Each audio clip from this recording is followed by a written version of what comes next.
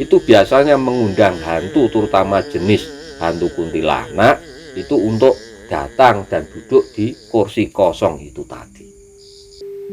Lintang-lintange wengi. Assalamualaikum warahmatullahi wabarakatuh. Salam sejahtera untuk kita semuanya. Rahayu, rahayu, rahayu. Pada kesempatan kali ini saya akan membahas tentang 10 kebiasaan kita sehari-hari yang sederhana tetapi bisa mengundang makhluk halus ataupun makhluk gaib atau setan. Nah, ini adalah kebiasaan-kebiasaan sehari-hari yang sering kita lakukan, ya entah disadari atau tidak, dan itu dipercaya oleh nenek moyang kita, itu bisa mengundang hantu atau setan. Nah, kebiasaan yang pertama adalah kalau kita membakar terasi di malam hari atau di tengah malam. Nah, ini dari zaman dulu ini sudah dibuktikan oleh nenek moyang kita. Jadi kalau membakar terasi ini, baunya ini, terasi ini kan sangat khas, dan bau terasi yang dibakar itu bisa mengundang setan atau hantu. Ini sangat disukai nih bau terasi ini oleh hantu ini. Maka coba kalau panjenengan kepengen ketemu hantu pas di malam hari atau di tengah malam pas sepi, di tempat yang agak keramat, ya, panjenengan bakar terasi saja. Nah, nanti panjenengan buktikan itu. Itu yang pertama. Kemudian kebiasaan selanjutnya yang bisa mengundang makhluk halus atau hantu atau setan adalah kita bersiul di malam hari. Makanya simbah-simbah kita dulu itu begini, kalau ada orang bersiul di malam hari itu mengatakan, ojo bersiul, ojo anyul, bengi-bengi ora ilok, ngundang setan. Nah, semacam itu. Jadi bersiul di malam hari itu bisa mengundang hantu atau setan. Kenapa? Menurut mereka itu adalah ajakan untuk bermain. Jadi setan-setan itu merasa diajak untuk bermain, makanya terus datang ketika ada siulan di malam hari. Nah, ini sudah dipercaya oleh nenek moyang kita dari dulu. Kemudian kebiasaan yang lain adalah sehabis makan biasanya kita itu kadang-kadang memukul piring dengan sendok, ngorek loh, ngorek, ting ting ting ting ting ting ting. Biasanya anak kecil barang itu kan semacam itu. Itu juga bisa mengundang setan. Makanya simbah-simbah kita juga begitu dulu, ora ilok mangan ngorek, ngundang setan itu. Jadi tidak boleh itu bisa mengundang hantu atau setan. Kemudian yang selanjutnya kebiasaan yang bisa mengundang hantu atau setan adalah kita bercerita tentang hantu. Nah, ini kan sering ini biasanya kalau kita ngobrol-ngobrol pas di malam Jumat atau apa, itu biasanya kita kan sering bercerita tentang hantu-hantu atau setan-setan. Nah, ini juga bisa mengundang hantu atau setan untuk datang sebenarnya. Karena apa? Mereka merasa digosipin, ya itulah. Jadi kemudian si hantunya ini tadi mencari sumber berita yang mengatakan yang ngomongin hantu itu tadi, dan itu terus diawasi sebenarnya. Nah, itu kebiasaan bercerita tentang hantu itu juga bisa mengundang hantu untuk datang.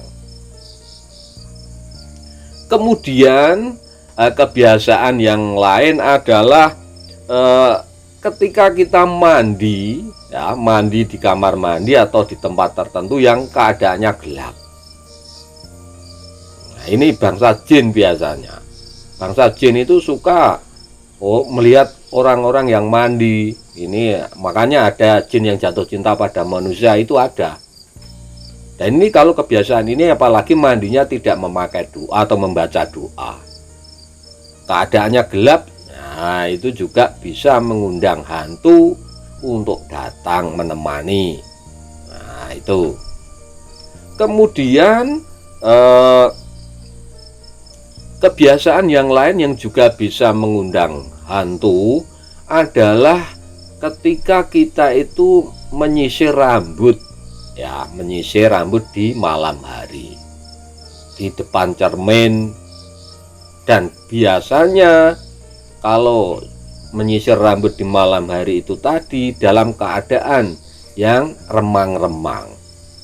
Jadi kalau kepengen sisiran di malam hari atau menyisir rambut di malam hari, ya pastikan cahaya itu tadi terang. Nah, ini biasanya yang sering datang itu jenis kuntilanak itu biasanya. Nah, itu kalau kita menyisir rambut di malam hari, keadaan remang-remang.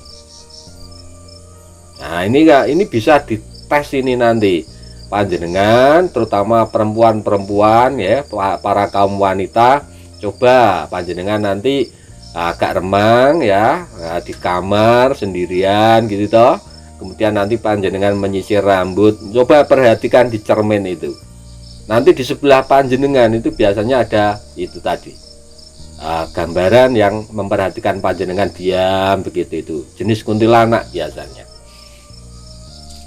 Kemudian kebiasaan yang lain yang juga bisa mengundang hantu atau setan untuk datang adalah kebiasaan membiarkan ruang kamar itu kosong terlalu lama dalam keadaan gelap. Nah, karena apa? Di ruang yang kosong atau kamar yang kosong itu biasanya itu disenangi oleh makhluk halus. Karena apa? Makhluk halus itu sukanya itu bertempat tinggal di sepi, tidak berpenghuni. Makanya kalau ruangannya terlalu banyak dan orangnya sedikit di rumah tersebut, banyak kamar yang kosong, ya kalau bisa diberi penerangan. Kalau cukup cahaya terang, lah itu aman, tidak masalah. Kalau pagi jendelanya dibuka sehingga ada sirkulasi udara yang keluar masuk kamar, itu menjadi bagus. Nanti tidak betah makhluk halus tinggal di situ, pasti pergi nanti. Nah, itu ya, jadi jangan membiarkan ruang kosong atau kamar kosong dalam keadaan gelap dan terlalu lama tidak dihuni. Ya setidak-tidaknya sering dibersihkan lah dan diberi penerangan itu. Kemudian kebiasaan selanjutnya yang juga bisa mengundang hantu untuk datang adalah menyapu halaman di malam hari. Nah, ini juga sampai sekarang masih dipercaya sama saja oleh masyarakat, terutama masyarakat Jawa. Ora ilok ya, nyapu malam-malam di halaman itu ora ilok, tidak boleh, lupa mali. Karena apa? Juga bisa mengundang hantu atau setan. Karena apa? Suara-suara daripada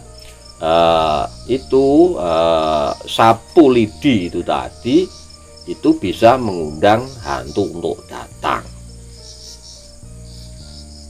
Kemudian kebiasaan yang lain yang juga bisa mengundang hantu atau setan untuk datang adalah tidur di depan pintu utama.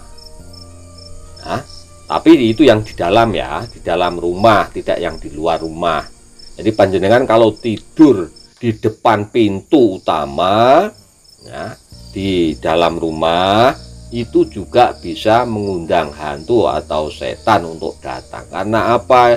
Itu dianggap menghalangi jalan keluar masuknya makhluk halus itu tadi. Nah, tetapi cara ini biasanya memang sering digunakan oleh nenek moyang kita kalau memang ada persoalan tentang kiriman-kiriman santet ataupun pagebluk tentang penyakit, itu untuk mencari firasat, memang biasanya tidurnya itu di depan pintu, tetapi dengan bantalan sapu kawak sama tikar atau daun pisang malah biasanya itu. Jadi dia itu hanya beralaskan daun pisang, kemudian bantalan itu pakai bantal itu sapu kawak. Sapu kawak itu sapu lidi yang tinggal sedikit itu, yang sudah bertahun-tahun digunakan untuk menyapu, tinggal pendek, itu sapu kawak. Nah itu biasanya itu nanti lewat mimpi itu akan diberi petunjuk, seumpama ada penyakit nanti obatnya apa, untuk menghindarinya bagaimana, itu bisa dilakukan dengan cara memang tidur di depan pintu utama.